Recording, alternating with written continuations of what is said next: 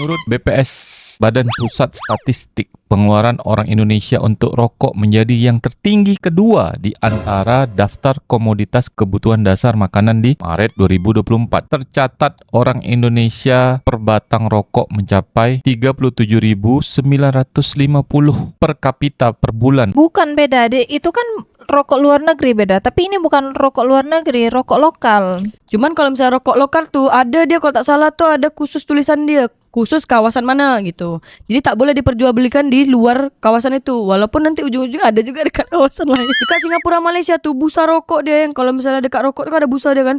Lebih panjang daripada tembakau dia. Macam mana pula beda? Itulah kenapa si Pak Ngah tuh suka sama rokok Indonesia. Rokok Indonesia kan banyak yang kretek. Kretek tak ada yang busa-busa tuh. Pak Ngah cakap kalau rokok Indonesia nih sangat terasa. Kalau misalnya rokok dekat Singapura, Malaysia tuh tak ada rasa.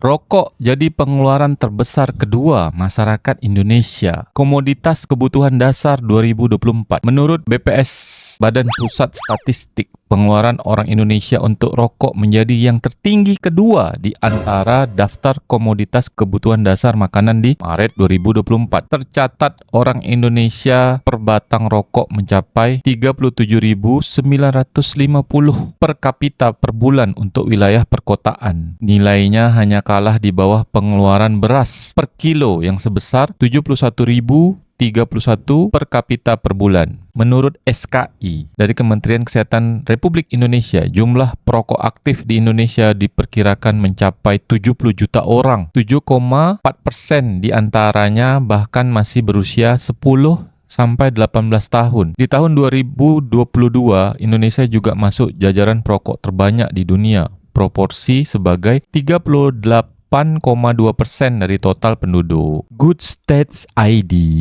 Aku ingat pengeluaran terbesar di Indonesia ini judi online beda. Rupanya rokok beda. Sebab konsumtif dia ini terlampau banyak. Terus juga cukai dia kan besar. Tapi aku tengok nih beda, orang Tanjung Pinang banyak yang pakai rokok yang tidak ada label bea cukainya. Jadi dia tak ada label pajaknya beda. Iya, sebab kan ini kan perbatasan negara, Jadi biar masuk aja rokok-rokok dari luar negara tuh. Ada yang American Blend lah, ada yang Singapura lah, apalah benda. Bukan beda, Dek. Itu kan rokok luar negeri beda. Tapi ini bukan rokok luar negeri, rokok lokal. Cuman kalau misalnya rokok lokal tuh ada dia kalau tak salah tuh ada khusus tulisan dia, khusus kawasan mana gitu.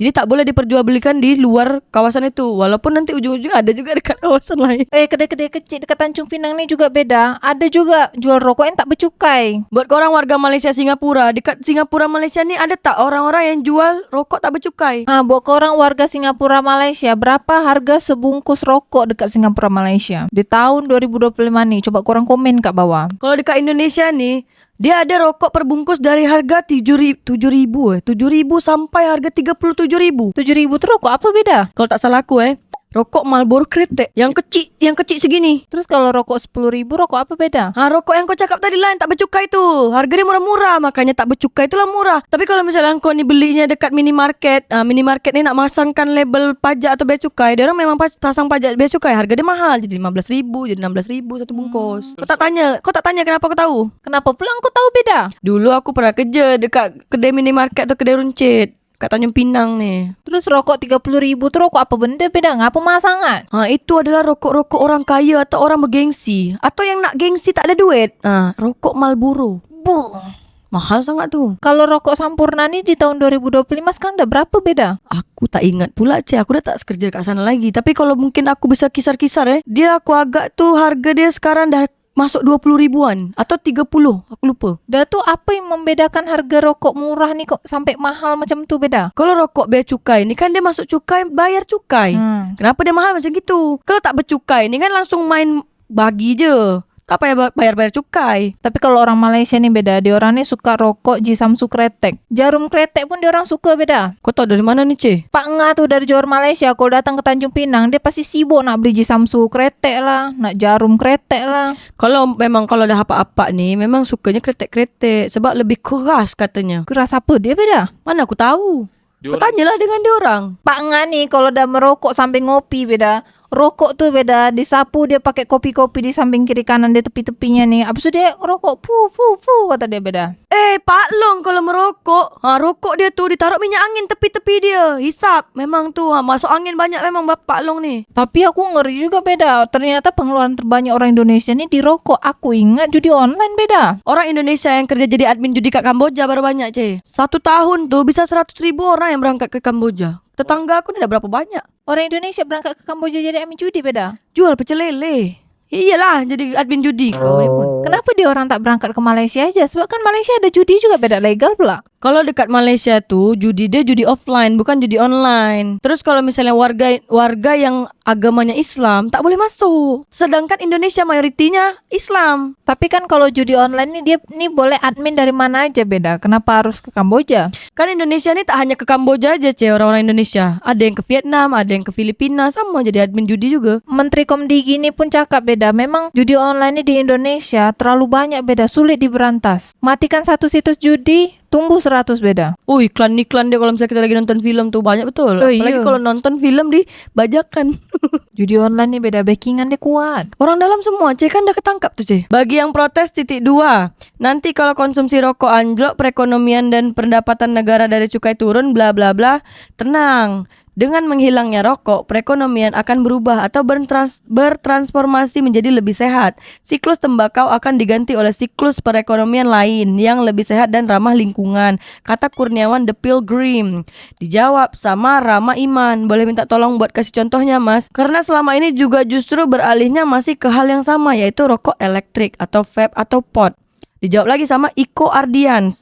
Ya, semua pasti ada pro dan kontra, seperti hilangnya pekerjaan petani tembakau, buruh pabrik rokok, beasiswa jarum, dan lain-lain. Sekarang nih pun kalau misalnya udah ganti ke vape pun bisa dijadikan pajak sama pemerintah. Tapi kalau liquidnya setahu aku memang dah ada, Ce. Liquidnya tuh memang dah pakai cukai. Kalau tak pakai cukai ini biasa yang oplosan-oplosan yang orang buat-buat sembarang. Datanya kok nggak sinkron ya. Pengeluaran rokok 37.950 per kapita per bulan. Berarti total penjualan rokok setahun dikali 285 juta orang, 130 triliun. Sementara data pendapatan cukai tembakau rokok di 2023 itu 210 triliun, kata Hari MCLH. Tolong riset yang benar admin @goodstart.id. Dijawab lagi sama Saurimoh92.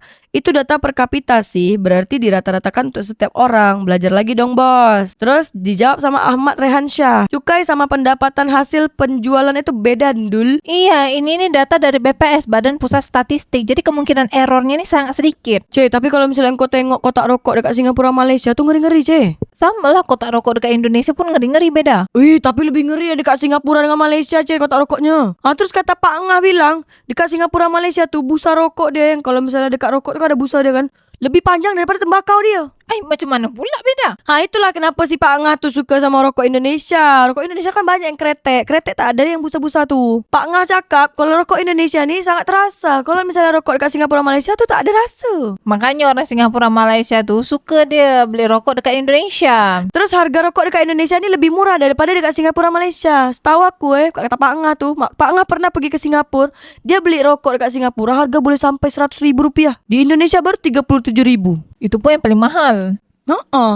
Di sana paling murah. Terus dekat Singapura tuh beda. Engkau tuh tak boleh rokok sembarangan. Iya, dia ada spot-spot tertentu kan, Ce. Kalau dekat Indonesia tuh kan orang naik motor, orang naik mobil sambil merokok. Terus orang belakang tuh kena. Abu rokok dah masih berapi, kurang ajar memang. Belum lagi asap kendaraan dia. Kan banyak orang-orang jadi perokok pasif gara-gara orang-orang yang merokok aktif ini. Jadi gara-gara perokok-perokok aktif yang tidak bertanggung jawab ini beda. Banyak pasien perokok pasif di Indonesia ini. Rokok, mie instan dan kopi kenaikannya tidak pernah diprotes dan berapapun harganya pasti dibeli, kata Roman Mantu. Ya betul, aku setuju. Jadi kalau rokok tuh naik cukai dia atau pajak dia naik, orang-orang tuh pun tak terlalu pusing. Tapi kalau bensin yang naik, naik 1.000 aja langsung dia ngamuk, beda. Daging ayam sama telur bisa kalah sama asap, kata Dr. Maulana Aziz. Dijawab sama Awan NSM. Kenyataannya gitu, Pak. Iya, aku pun terkejut juga. Rokok nih adalah menjadi pengeluaran yang tertinggi di Indonesia ini. Padahal kalau misalnya daging ayam sama telur ini kan kebutuhan pangan kita kan. Tapi tetap rokok nomor 2 di Indonesia beda. Miris, kalau uangnya dibelikan lauk pauk yang bergizi, besar kemungkinan masalah gizi buruk akan banyak berkurang, kata Raffi Imanda. Dijawab